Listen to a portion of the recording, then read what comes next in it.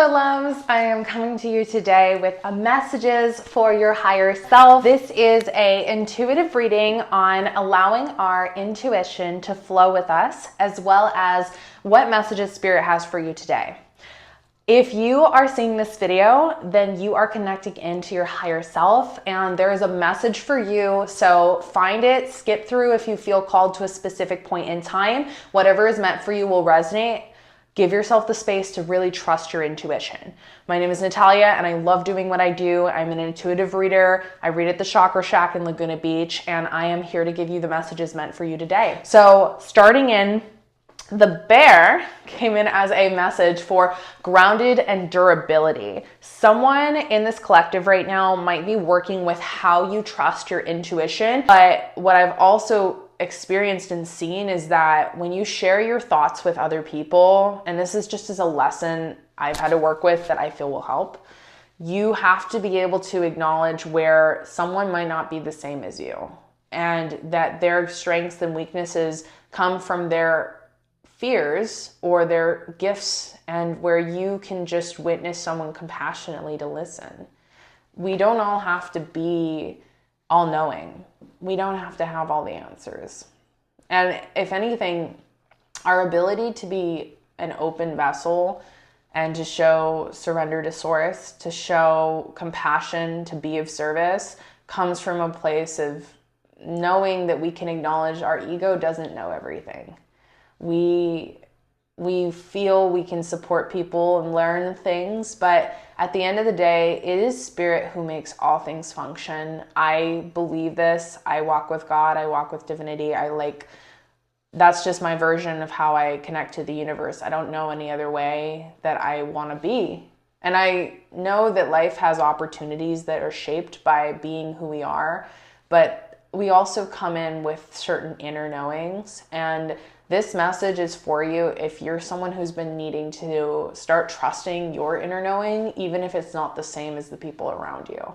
It takes a lot to be able to start changing your internal karma from familial relationships that might not be beneficial to your highest self, but they are always beneficial. Like, we choose our relationships because we incarnate to grow, and we have to choose teachers who will be strong enough to help us learn a lesson.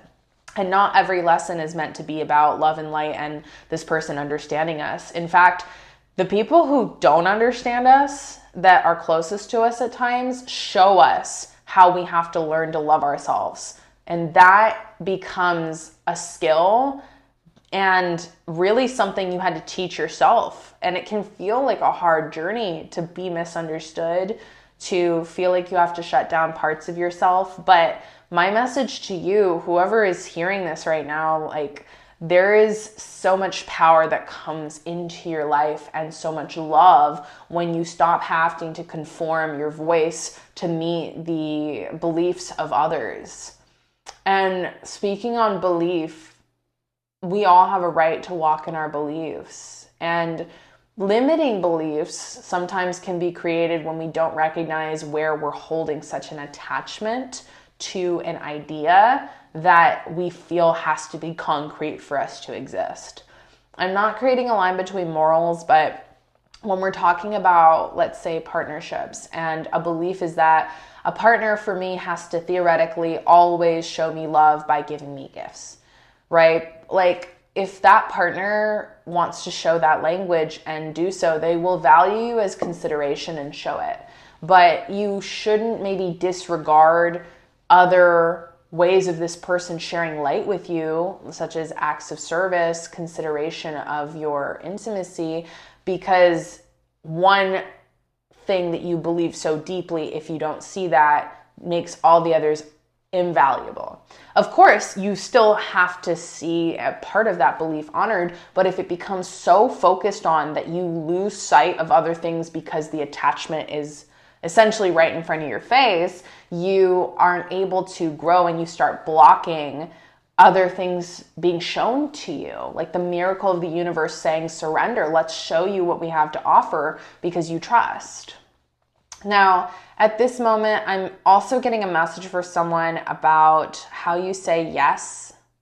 How you say yes. How you say yes. The Truman Show is a good example of No, it's not. It's not the Truman Show. It is yes, man. Yes, man. Yes, man. Saying yes, even when you don't know. An example, one time I did not know if I was going to be strong enough to take an opportunity at work, but it was offered to me and it wasn't going to be offered again, most likely. I realized that saying yes, even if I don't understand, sometimes can give you the opportunity to learn and grow.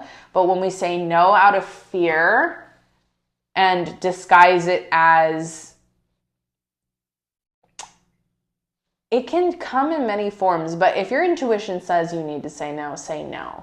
But if you're saying no out of fear that you won't do well, out of fear of failure, out of fear of making a mistake, and disguising it as the ego saying, well, I only want to do well if I'm going to perform the best. It's like, well, if there's something you need to learn that will make you grow and it will strengthen you, not fearing the failure, not fearing taking that 100 steps and feeling like I failed every step, but then it takes the one step for everything to click, and the whole journey is worthy and equal.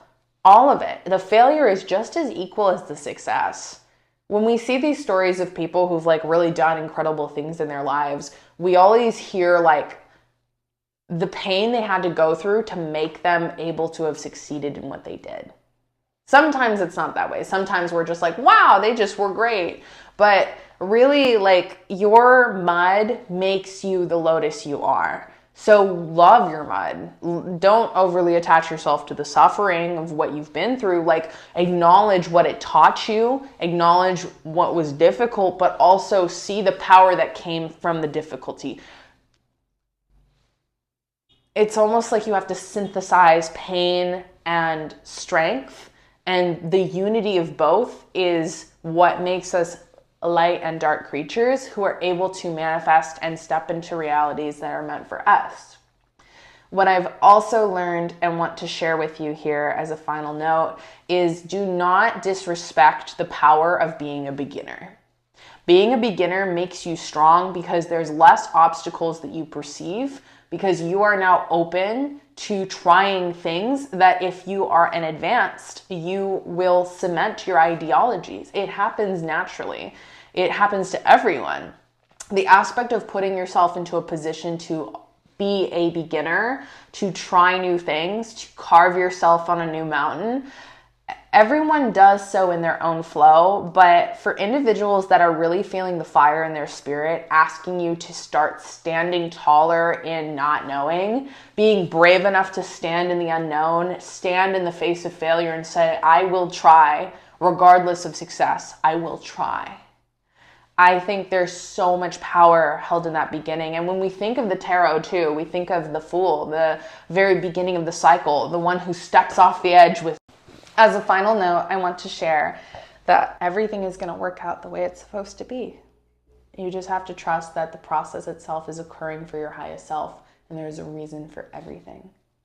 Thank you for watching. If you can, like and subscribe. I appreciate sharing my messages with you. Thank you for this growing community. Thank you, Spirit, for all the messages you bring in. Thank you for the opportunity to be where I am, to have what I do, and to do what I love, helping others and being of service.